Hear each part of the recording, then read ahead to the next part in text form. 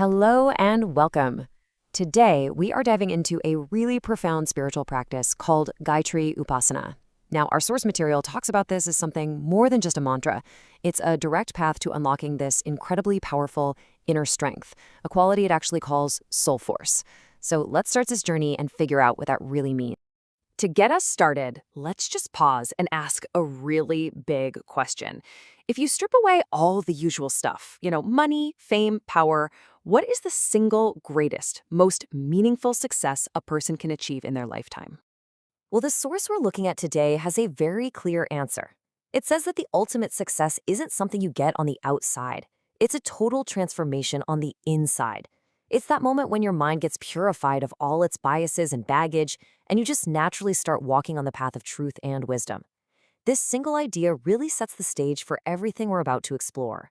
So, what is this force that can actually create such a deep inner shift? Well, that brings us right to our first section where we're going to unpack what Gayatri really is. Okay, so Gayatri isn't described as a deity you pray to, but more like a fundamental energy. It's the subtle divine consciousness that, when you cultivate it, starts to bloom inside you as pure wisdom. That's prajna. And this intuitive gut feeling for what's right, which is known as ritumbra. And to make this even clearer, the source makes this really cool distinction. Think of Gayatri as the internal, potential energy of divine wisdom just waiting inside you. Its counterpart, the external, visible form, is called Savitri, and that's often linked to the radiant, life-giving energy of the sun.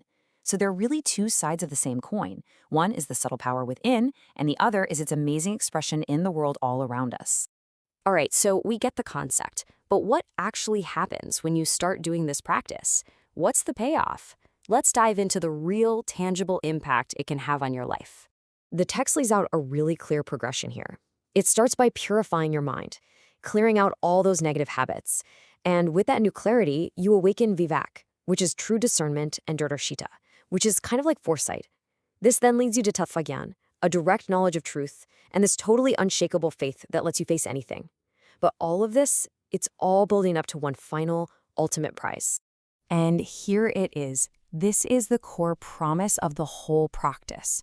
The greatest power you can ever have, according to the source, isn't physical, it's not financial. It is Atma Bal, soul force. You can think of it as this deep inner resilience, a kind of spiritual grit that lets you handle whatever life throws at you with total strength and grace. Now, I know this might sound like a pretty ancient idea, but the source makes a really compelling argument that the lack of this soul force is at the very heart of our modern problems. It says we're facing a unique challenge today that this practice is almost perfectly designed to fix. The text actually identifies what it calls the great demon of our age. And it's not what you think. It's not war or poverty.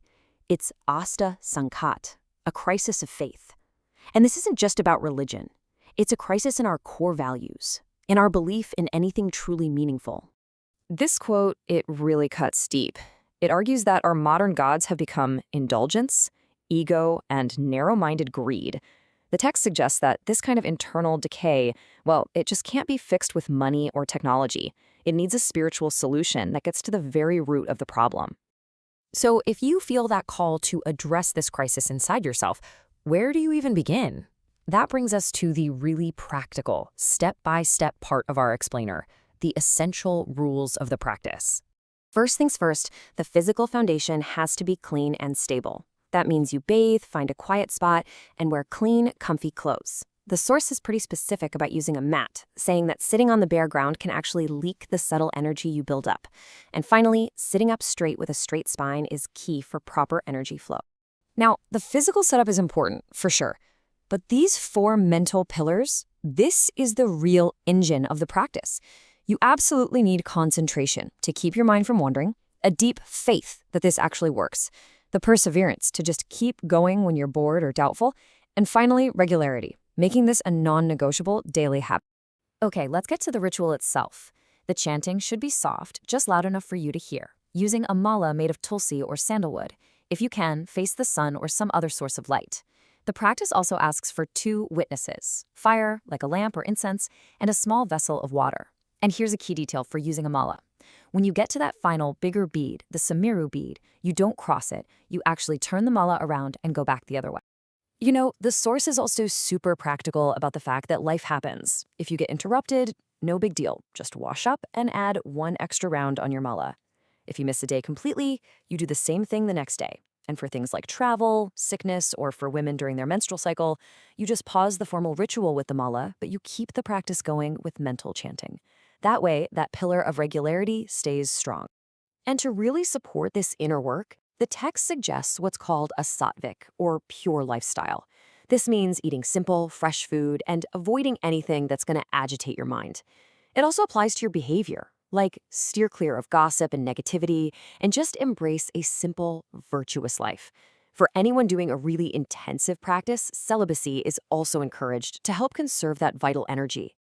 All right, we have covered the what, the why, and the how. So now, let's bring it all home and look at the final, incredibly encouraging wisdom the source has for anyone who takes up this path.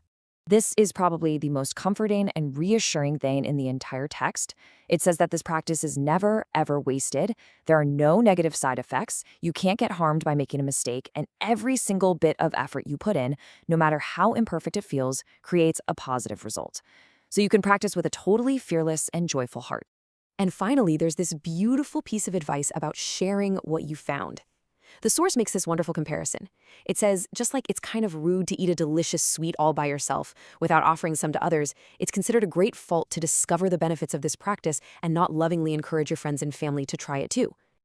So, we've explored the meaning, the impact, and the methods. The path is all laid out. And the prize is that unshakable inner strength. The final question really isn't from us. It's for you to ask yourself, are you ready to attain this soul force?